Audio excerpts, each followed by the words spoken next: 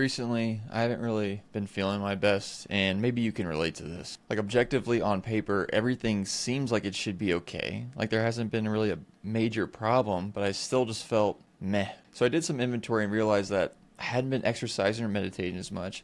I was eating unhealthy and drinking a bit more than I should, and I've been staring at my phone more than I normally do. And at the time of each one of those things, none of them really seemed like a big deal, but over time, they add up and you start to feel their effects. And it's kind of like planting weed seeds in a garden. Like, you don't notice them right away, but one day you look up and your whole garden is covered in them. In the same way, our bad habits over time can become more ingrained, and then more negative thoughts and emotions and general feelings of meh can start to take over. So in this video, we will discuss how our mind and body is kind of like a garden, why we need to take care of it, and how it can completely shift the way we feel, which can in turn change our perception of life. So in other words, you can feel as if you have a better life just by taking care of it and tending to it. So let's start with our mind, which has two layers, a conscious and the subconscious.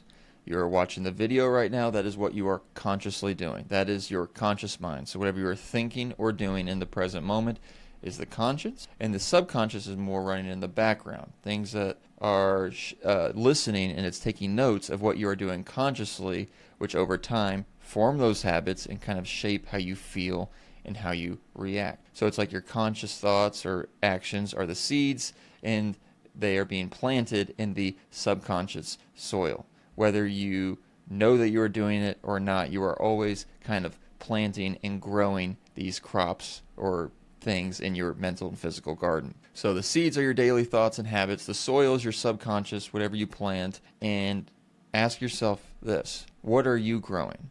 Are you growing, crops or flowers through positive habits?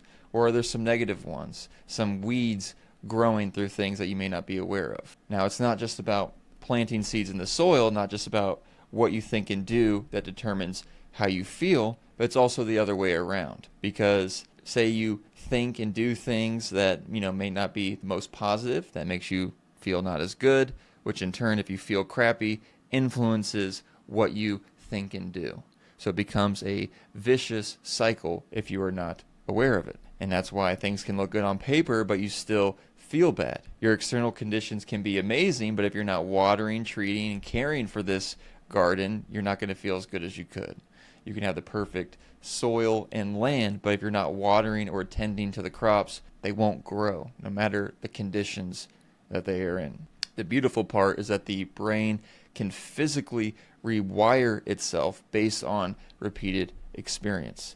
And I'll have more videos on neuroplasticity, but in the meantime, please look up Andrew Huberman, Neuroplasticity on YouTube to learn more about how you can shape and grow your brain, grow your mental crops through this process. Now, we're going to beat this garden analogy into the ground a little bit more by saying that you have different crops, so to speak. Say you want to work on negative self-talk, or you want to be more grateful, build more resilience.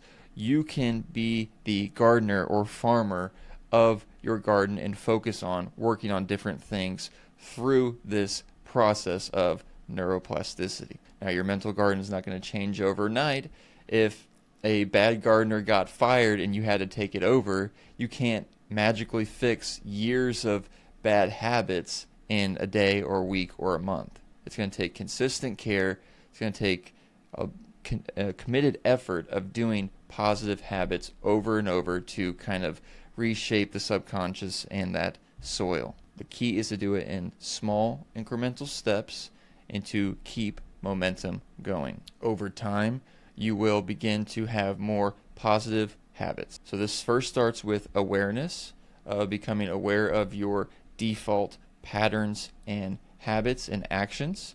That can be done through the practice of meditation and journaling, of reflecting on what you did, what you thought that day, and you start to know these tendencies and what you are maybe unaware of, what you are planting in your garden each day. And as you become more aware, you can start to change these habits and plant the things that you want. So the point, the take home is that you have more control over your experience of life than you think.